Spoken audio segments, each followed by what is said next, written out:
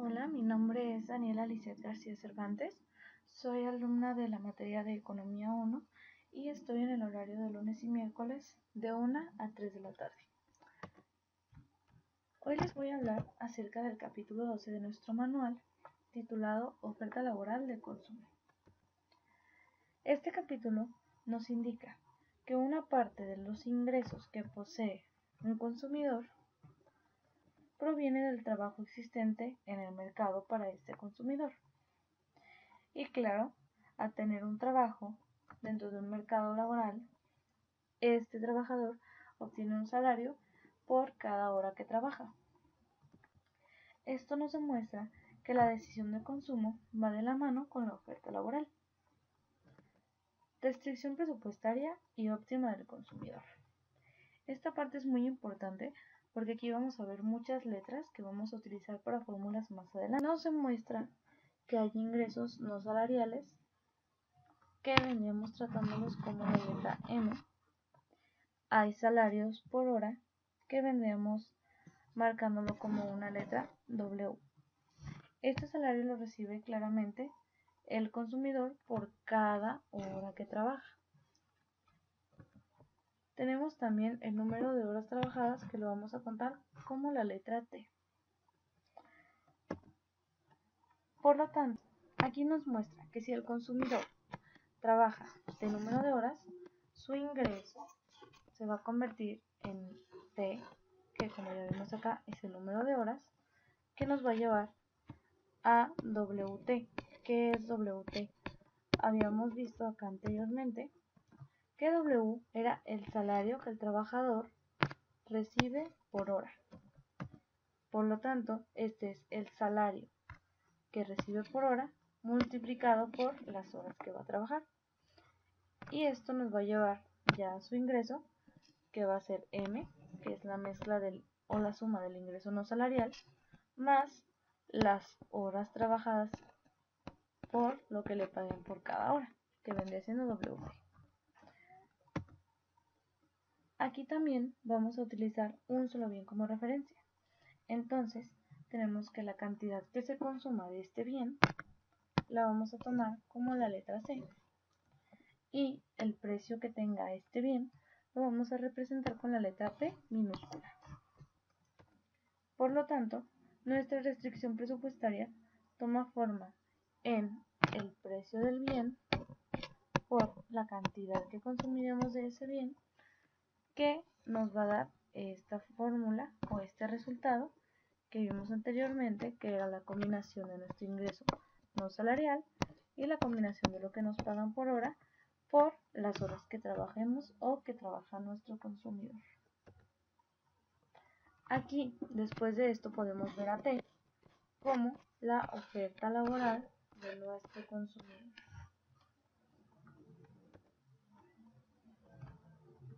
Enseguida veremos que las horas de trabajo legales en nuestro consumidor estarán representándose por la letra H, que viene siendo el tiempo legal de trabajo, mientras que la letra L nos indicará la demanda de ocio de nuestro consumidor. Se debe tener entonces que las horas de trabajo legal, en este caso H, deben de ser igual al número de horas de trabajo más la demanda de ocio de nuestro consumidor. Y si queremos despejar la demanda de ocio de nuestro consumidor, vamos a tener que L, que es la demanda de ocio, es igual a las horas de trabajo legal menos las horas trabajadas. La restricción presupuestaria la podemos representar con valores como lo son el gasto de consumo, que viene siendo P por C, el gasto de ocio, que viene siendo WL, y por último el ingreso máximo posible, que vendría siendo M más WH, que esto es el máximo ingreso posible del consumidor, que es lo más que puede ganar con las horas que trabaja y, claro, tomando su respectivo tiempo de ocio. Enseguida tenemos que W por L nos indica el costo de oportunidad de L, que viene siendo, como ya habíamos mencionado, la demanda de ocio. que también podríamos mencionar como el ingreso que el consumidor sacrifica, por llamarlo así, por tomar cierta cantidad de horas de ocio. Las preferencias del consumidor se expresan en dos términos, en consumo y en ocio, y son representados con una función de utilidad, lo que lleva a nuestro consumidor al problema de elegir entre dos bienes, ya fuera el consumo o el ocio. Aquí tenemos nuestra fórmula, que es utilidad de la cantidad consumida del bien por las horas demandadas de ocio de nuestro consumidor por la cantidad. Esta se representa con lambda de la utilidad entre lambda de la cantidad del bien a consumir, y esta debe ser mayor que 0, al igual que lambda de la utilidad sobre lambda de horas demandadas de ocio, que de igual manera deben ser mayores a 0. Tenemos entonces que la cantidad a consumir del bien es igual a dividir 1 entre el precio de nuestro bien, que es lo que tenemos aquí abajo, multiplicado por el ingreso no salarial, que vendría siendo M, más las horas que elaboramos por el tiempo legal de nuestro trabajo, que es W por H, y a esto le tenemos que restar las horas trabajadas entre el precio del bien y multiplicarlo por la demanda de ocio de nuestro consumidor, que como recordamos es la letra L. Para obtener la pendiente de restricción presupuestaria, tenemos a menos las horas de trabajo laboradas sobre el precio de nuestro bien, que viene siendo el número de unidades del bien que una hora de trabajo nos hace posible comprar o adquirir. Es entonces cuando el problema deja de ser decidir entre consumo y ocio, sino que ahora debemos de maximizar la utilidad, que es nuestra fórmula que ya habíamos visto, y por lo tanto tendríamos que el gasto de consumo, que vendría siendo P por C, más el gasto de ocio, que vendría siendo W por L, es igual a nuestro ingreso máximo posible, que fue la fórmula que ya vimos anteriormente. Aquí tenemos nuestra primera gráfica, y si nos fijamos, tenemos varias de nuestras letras conocidas.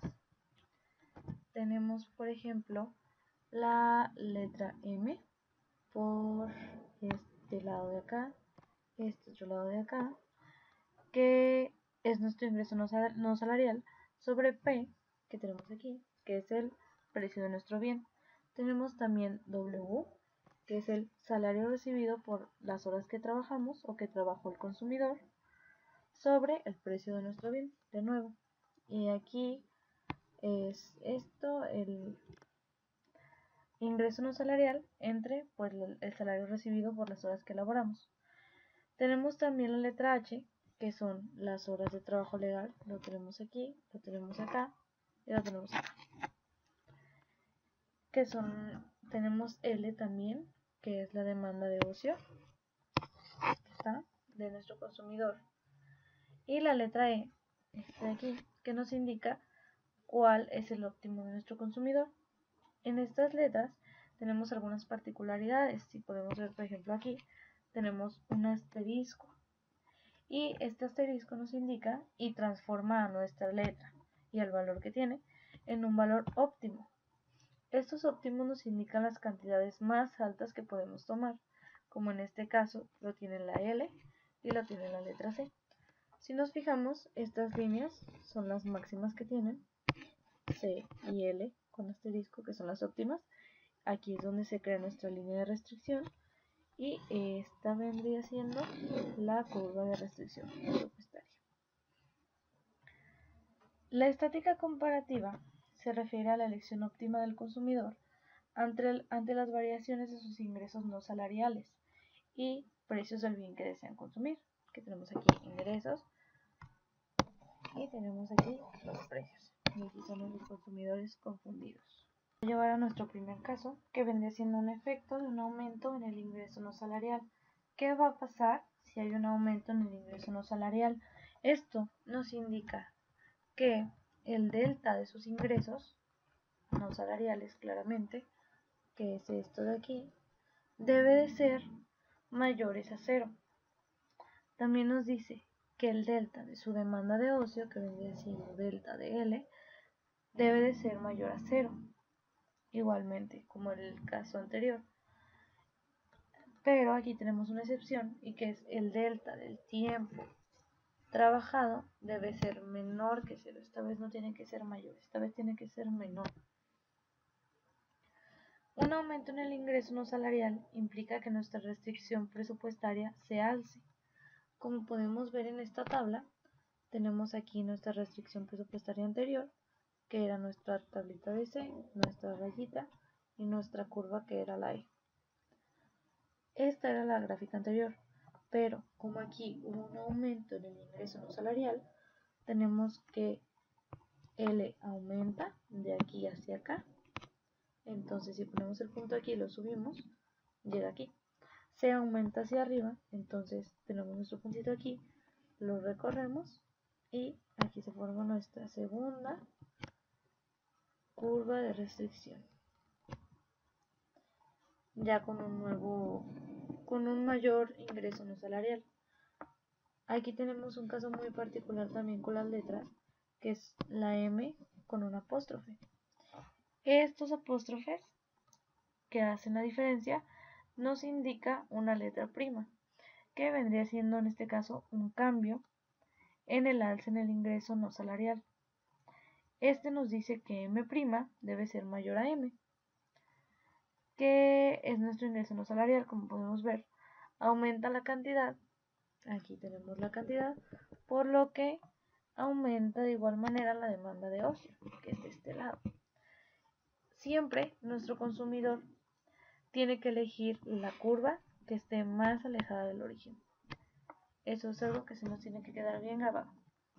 Mientras más alejado del origen, más beneficio nos trae. El efecto de un aumento en la tasa salarial tiene dos efectos distintos. Uno, que es la modificación del precio, o la modificación del costo de oportunidad del ocio. Esto se refiere a que el ingreso total aumenta y el consumidor puede consumir más sin trabajar más o incluso trabajando menos. En esta gráfica podemos observar tres cambios que nos indican un aumento. Podemos ver que mientras más aumentan esos factores, más va disminuyendo la demanda de ocio de nuestro consumidor. Aquí esto está muy fácil. Aquí nos indica la base, que es nuestro ingreso no salarial sobre el precio de nuestro producto o de nuestro bien, y nos muestra tres aumentos. La primera curva, la segunda y la tercera línea de restricción. Nos muestra tres diferentes. Si se fijan, es la misma fórmula. Tenemos que es el ingreso no salarial sobre el precio más lo que ganamos por hora trabajada, o lo que el consumidor gana por la hora que trabaja, sobre el precio, por esta H que tenemos aquí, que nos indican las horas de trabajo legal. Si se fijan, aquí todas van aumentando. Aquí están nuestras horas de trabajo legal. El trabajo siempre va aumentando porque siempre hay trabajo. Y aquí está nuestro aumento. Pero a pesar de que van aumentando, mientras más aumentan, más disminuye la demanda de ocio. Hay más aumento de trabajo, hay más aumento de tasa salarial, pero la demanda de ocio siempre va hacia abajo. La aplicación de las horas extras. Las horas extras que se trabajan fuera del horario común se consideran como horas extras, y estas en economía se representan con una letra T, como esta de aquí, con una rayita por encima. Aquí se las voy a dibujar de nuevo, es una T como con una rayita así. Estas horas son pagadas con un salario más alto del usual. Lo que te pagan por hora, supongamos que te pagan 80 pesos por una hora, y si te quedas una hora extra te van a pagar 100 pesos por la hora extra. Esta tabla que nos indica nuestras líneas de restricción presupuestaria, porque son varias, tenemos una línea, tenemos dos líneas y tenemos tres líneas. Tenemos tres diferentes E. Si se fijan, si nos fijamos todos, aquí tenemos una E prima, aquí tenemos una E normal y por acá tenemos una E con dos apóstrofes. Esto también nos va indicando un cambio, porque son diferentes cantidades. Es el aumento de las horas extras. Y si nos fijamos, en cada E va alejándose del origen. Aquí tenemos una letra E, Aquí tenemos la segunda, que es más lejana. Y aquí tenemos la tercera, que es todavía más lejana. Y nuestra curva final, que, como ya les había mencionado, si nos ubicáramos aquí con un consumidor, el consumidor debería de elegir la E, que está al último, que es la E con 2 apóstrofes. ¿Por qué? Porque es la E que está más lejos de la línea del origen. Mientras más se va alejando, es más productivo, más beneficioso para nosotros, pero si se fijan la demanda de ocio, como que yo les voy a borrar esto de nuevo para que no nos hagamos tanto bola. La demanda de ocio, a pesar que todas nuestras curvas suben, que todas nuestras líneas cada vez son más alejadas del origen, la demanda de ocio siempre va a bajar. Si se fijan, todas se inclinan hacia abajo y todas se dirigen ¿a qué? A la demanda de ocio. Debemos resaltar la importancia que tiene la oferta laboral para el consumidor y cómo éste depende de un salario de una hora de trabajo y las conveniencias de las horas extras, pues en ocasiones, en algunos trabajos, los mismos jefes no gustan pagarles las horas extras a los empleados como se merece y se las pagan simplemente como una hora normal o incluso no se las pagan. También es importante saber llevar a cabo estas líneas de restricción presupuestaria y sabernos poner un límite, aprender a no gastar más del presupuesto con el que contamos. Y esta es una buena manera con esta especie de fórmulas para poder limitarnos a nosotros mismos y tomar un poquito más de conciencia a no gastar más de lo que tenemos. Y bueno, por mí es todo. Espero hayan entendido un poco y me despido. Muchas gracias.